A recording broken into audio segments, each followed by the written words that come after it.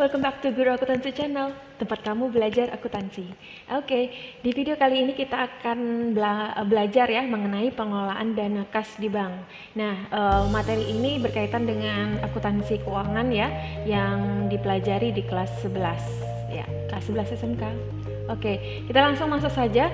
Apa saja yang akan kita bahas di dalam materi kali ini ya.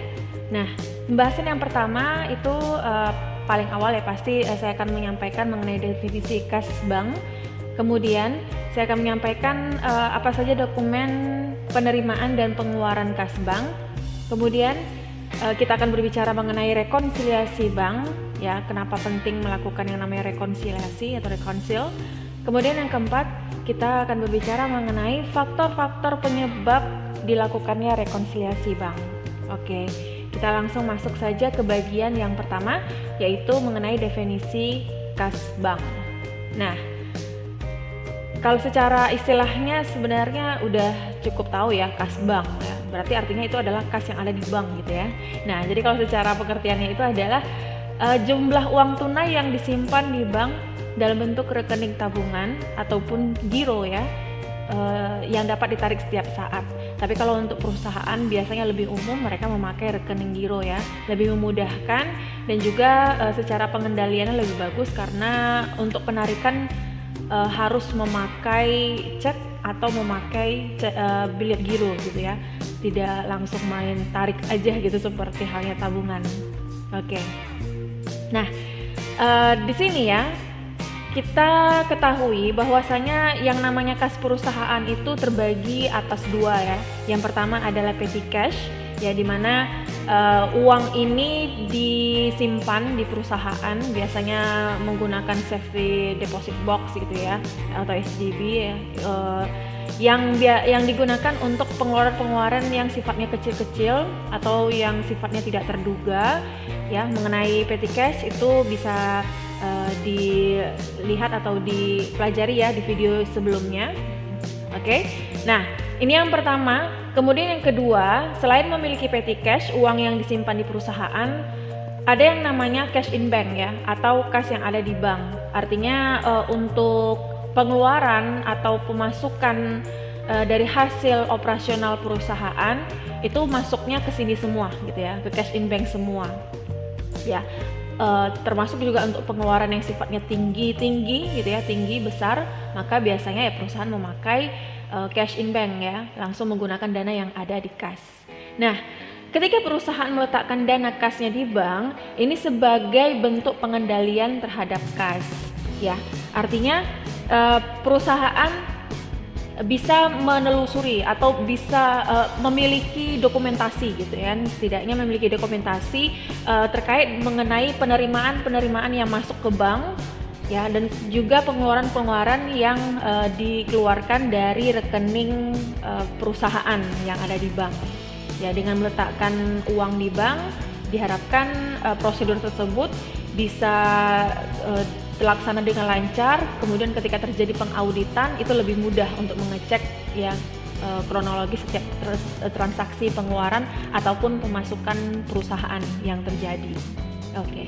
Nah, kita lanjutkan ke bagian yang kedua, yaitu apa saja dokumen penerimaan dan pengeluaran kas bank gitu ya.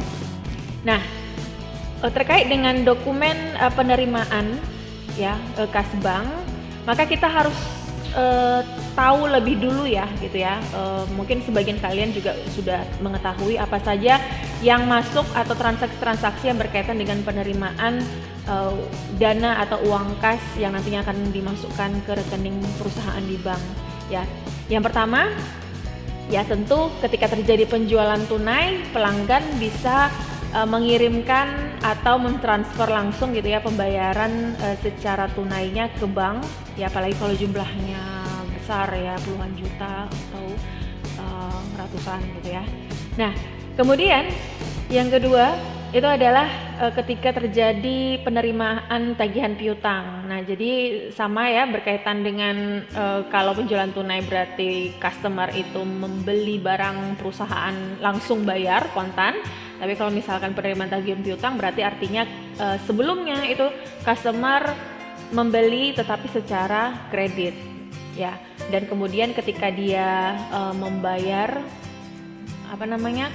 melunasi utangnya gitu kan, di perusahaan kan dianggap itu sebagai piutang, menerima piutang gitu ya. Oke. Kemudian transaksi penerimaan yang ketiga adalah penerimaan pinjaman atau kredit.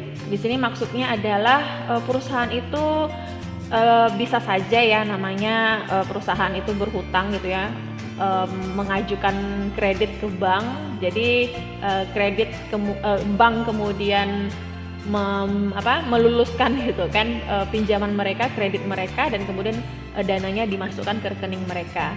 Nah itu penerimaan yang ketiga gitu yang bisa diterima oleh perusahaan. Nah, apa saja dokumen-dokumen transaksinya? Nah, bisa dari kopi nota kontan ya yang terjadi ketika adanya penjualan tunai. Oke. Kemudian kwitansi ya, kwitansi yang didapat dari customer, atau ada bukti kas masuk yang dibuat sendiri oleh perusahaan ya. Nah, yang kedua yaitu dokumen pengeluaran kas bank. Kita lihat dulu apa saja transaksi yang menyebabkan uang kas yang ada di bank itu keluar.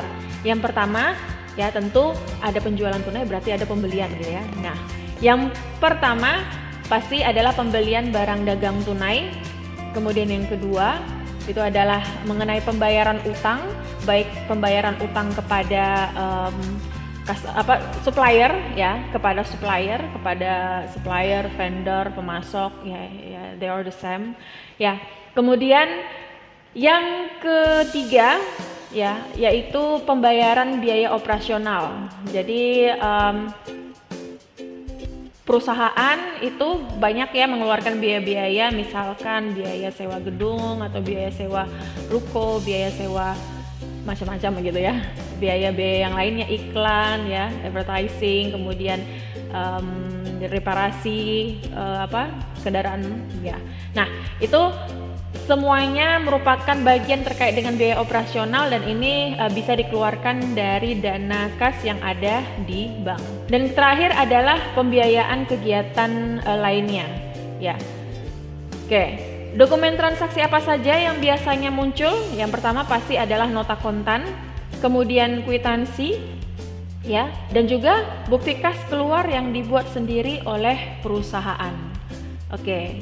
Nah, jadi dengan demikian kita bisa tahu ya apa saja transaksi yang terjadi, baik penerimaan maupun pengeluaran uang kas yang ada di bank. Oke, kita masuk yang berikutnya yaitu mengenai rekonsiliasi bank ya. Rekonsiliasi bank. Apa itu rekonsiliasi bank?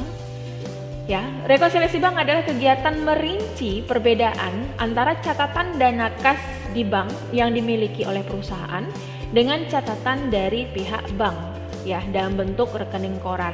Nah, jadi kan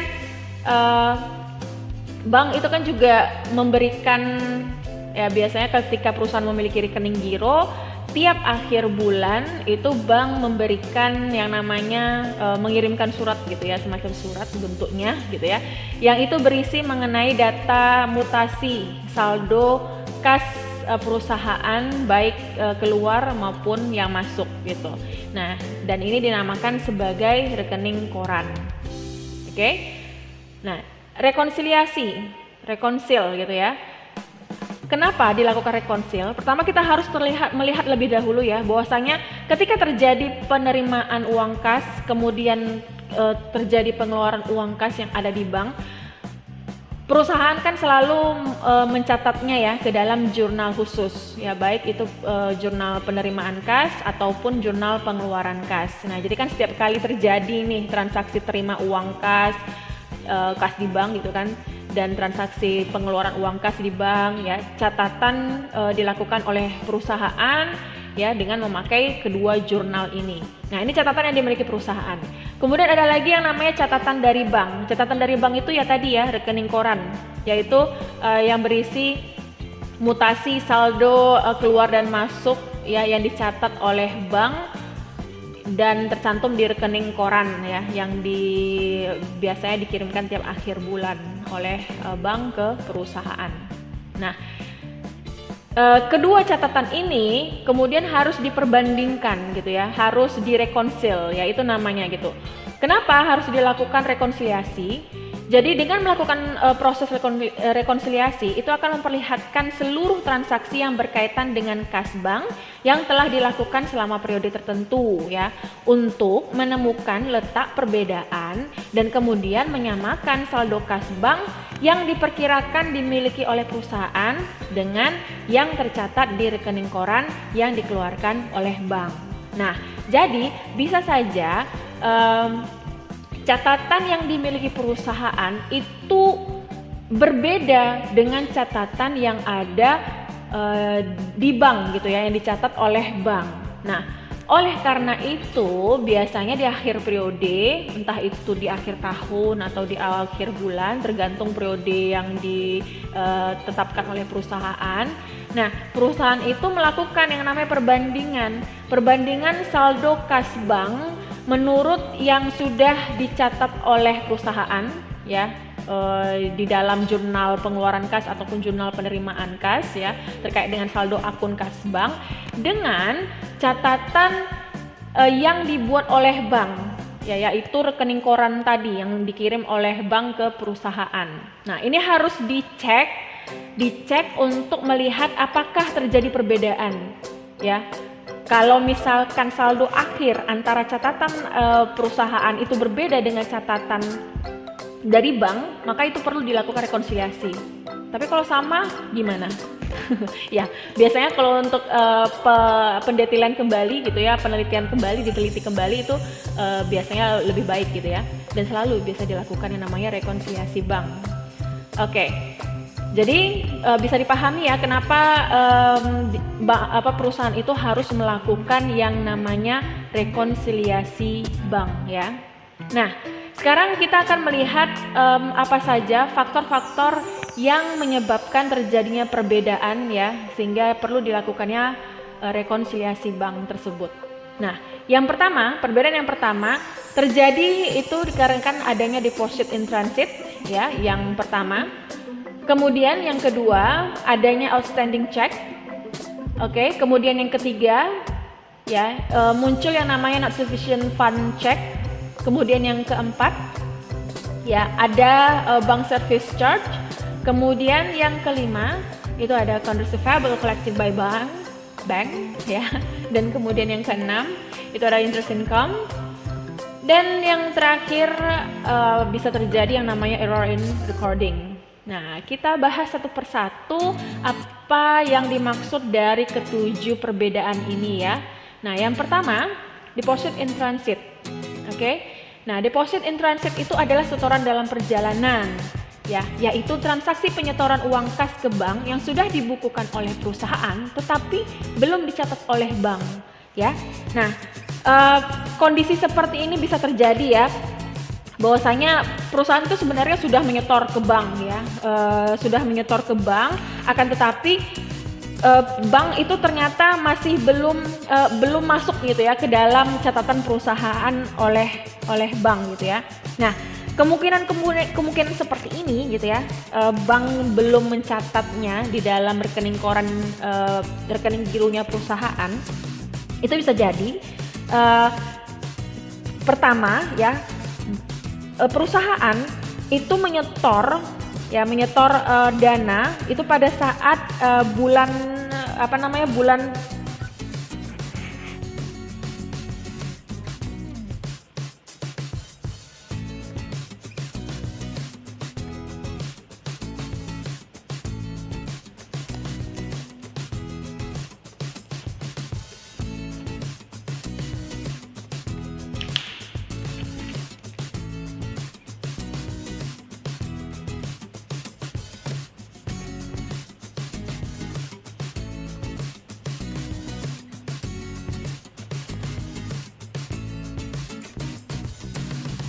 deposit in transit ini bisa terjadi gitu ya, bank itu belum mencatat belum masuk ke dalam rekening giro atau di dalam rekening koran oleh bank.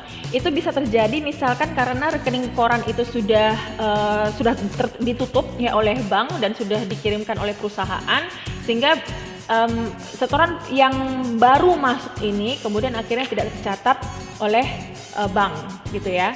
Nah, yang pertama itu deposit in transit. Kemudian kita masuk pengertian yang kedua yaitu outstanding check ya. Outstanding check itu adalah cek dalam peredaran, yaitu transaksi kas yang dikeluarkan oleh perusahaan melalui cek giro, tetapi cek tersebut belum diuangkan oleh pemegangnya ke bank. Nah, jadi artinya perusahaan itu mengeluarkan uang dalam bentuk cek, diterima oleh si pemegang cek. Nah, oleh perusahaan sudah menganggap uang kas yang ada di bank itu sudah berkurang karena sudah dikeluarkannya oleh cek, sudah dikeluarkan dengan cek gitu ya. Nah, akan tetapi si pemegang cek itu ternyata belum mencairkannya ke bank, dia belum menguangkan cek tersebut ke bank, sehingga masih dalam bentuk cek saja ya. Sehingga kan di sini artinya bank nggak tahu atau belum tahu bahwasanya ternyata sudah terjadi pengurangan atau uang saldo kas yang ada di bank ya, saldo kas perusahaan yang ada di bank itu sudah berkurang sebenarnya gitu. Tapi kan bank belum menerima cek dari si pemegang cek tersebut ya. Oke. Nah, itu maksudnya outstanding check ya, bisa dipahami ya. Oke. Kemudian faktor perbedaan yang ketiga yaitu adalah not sufficient fund check. Nah, terkait hal ini ya, ini disebut sebagai cek tidak cukup dana, yaitu transaksi menerima cek dari customer kemudian dibukukan oleh perusahaan sebagai pengurang piutang customer ya. Dari sisi perusahaan berarti menambah uang kas yang ada di bank. Nah, tetapi ketika perusahaan menguangkan cek tersebut, ternyata bank menolak karena cek tersebut tidak cukup dana. Ya, artinya cek yang diberikan oleh customer itu ternyata uangnya nggak ada gitu, atau uangnya kurang ya, uangnya tidak cukup. Sehingga awalnya perusahaan itu sudah mengurangi, sudah menganggap uang kas di banknya itu bertambah ya, sehingga dicatatlah di jurnal penerimaan kas. Tapi ternyata di sisi bank tidak menerima cek tersebut sebab tidak cukup dana gitu ya, tidak ada dananya dari customer tersebut. Nah, maka ini menjadi salah satu perbedaan mengapa terjadi adanya perbedaan antara saldo kas bank yang dicatat oleh perusahaan dengan yang ada di rekening di bank. Ya, oke. Kemudian penagihan piutang melalui bank, ya.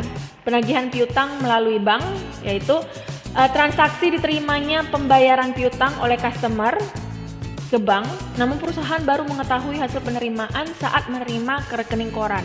Jadi artinya di sini bank misalkan berhasil gitu ya menagih piutang dari customer ya, tetapi pemberitahuannya itu hanya berasal pada rekening koran yang diterima oleh perusahaan, sehingga kan perusahaan tidak tahu bahwasanya ternyata uang kas di bank mereka itu sudah bertambah gitu ya, karena terjadi sudah berhasil gitu ya penagihan piutang yang dilakukan oleh bank ya, melalui bank ya. Nah, kemudian selanjutnya faktor berikutnya penyebab perbedaan itu adalah pendapatan jasa giro atau interest income. Nah, interest income ini adalah transaksi pendapatan bunga bank atas saldo kas perusahaan di bank. Ya, ini biasa ya. Jadi kita punya tabungan di bank, bank kasih bunga. Ya, ini dia. Oke.